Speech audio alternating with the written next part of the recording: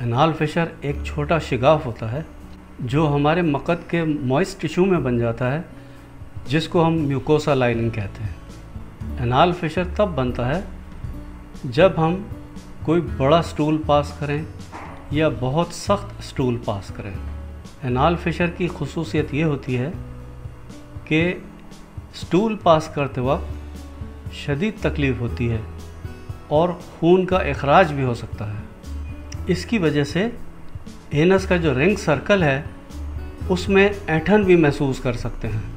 Anal fishers छोटे बच्चों में बहुत कॉमन होते हैं, लेकिन ये किसी भी उम्र के इंसान पर असरअंदाज हो सकते हैं। ज़्यादातर एनाल फिशर्स सिट्स बाथ और ज़्यादा फाइबर इंटेक से ही दुरुस्त हो जाते हैं, लेकिन कुछ एनाल फिशर्स ऐसे होते हैं जिसमें पेशेंट को दवाई की ज़रूरत होती है या मेडिकेशन की ज़रूरत होती है।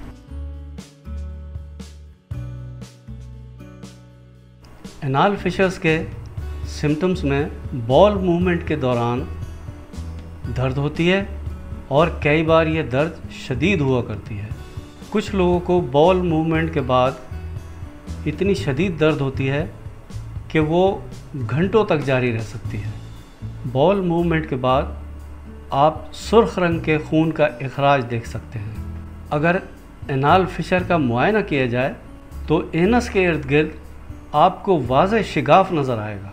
एक छोटा स्किन का लोथड़ा आपको मकद के साथ जुड़ा हुआ नज़र आएगा।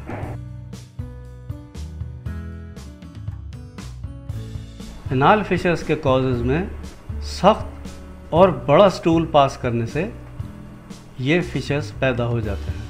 कब्ज़ियत हो और साथ इंसान स्टूल पास करते वक्त बहुत ज़ोर लगाए, पुराने दस्त भी एक इसकी वजह है।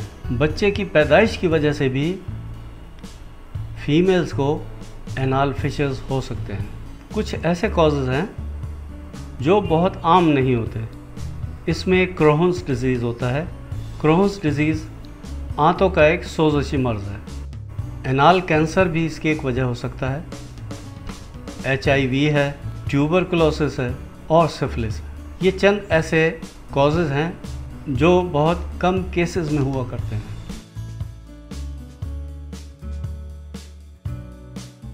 रिस्क फैक्टर्स में सबसे पहले कॉन्स्टिपेशन आता है। कॉन्स्टिपेशन की वजह से सख्त किस्म का हार्ड स्टूल बहुत ज़ोर लगा के पास करना पड़े तो उसकी वजह से एनाल फिशर्स हो सकते हैं। दूसरा है बच्चे की पैदाइश।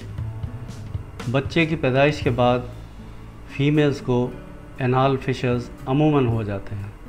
जैसे कि पहले भी मैंने अर्ज़ किया, क्रोहन्स डिज़ीज़ एक वजह है।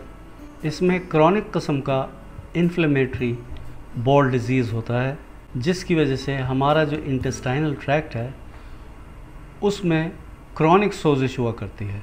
इसी सोजिश की वजह से हमारी जो इंटेस्टाइनल कैनाल की लाइनिंग है वो कमज़ोर हो जाती है और उसकी वजह से इसमें शिगाफ पड़ जाता है। एज फैक्टर में अमूमन बच्चों को ज़्यादा हुआ करता है, लेकिन ये किसी भी उम्र में किसी को भी हो सकता है।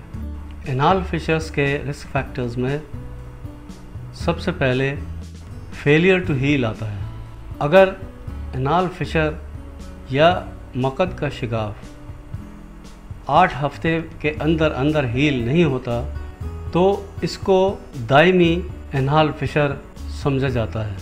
इसके लिए फिर मेडिकेशन की ज़रूरत होती है। दूसरा है रिकरेंस।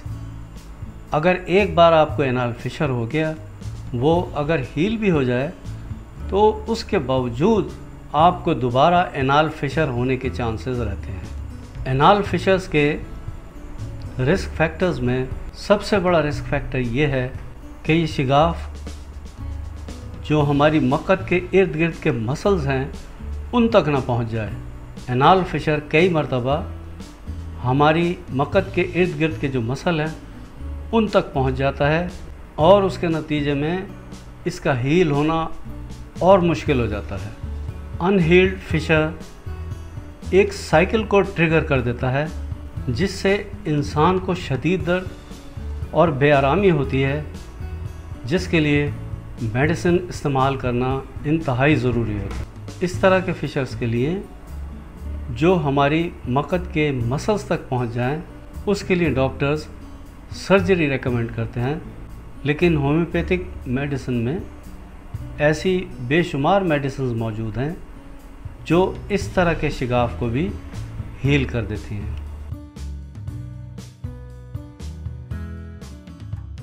एनाल फिशर्स के प्रिवेंशन में सबसे पहले तो आप कॉन्स्टिपेशन ही ना होने दें। अगर आप फिशर के मरीज़ हैं तो आप कॉन्स्टिपेशन बिल्कुल ना होने दें।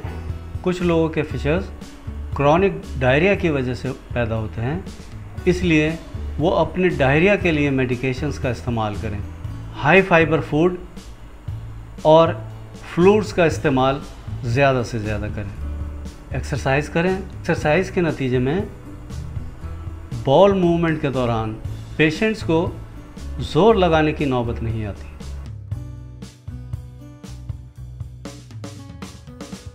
मेडिसिन्स में आपने 2 मेडिसिन्स लेनी हैं।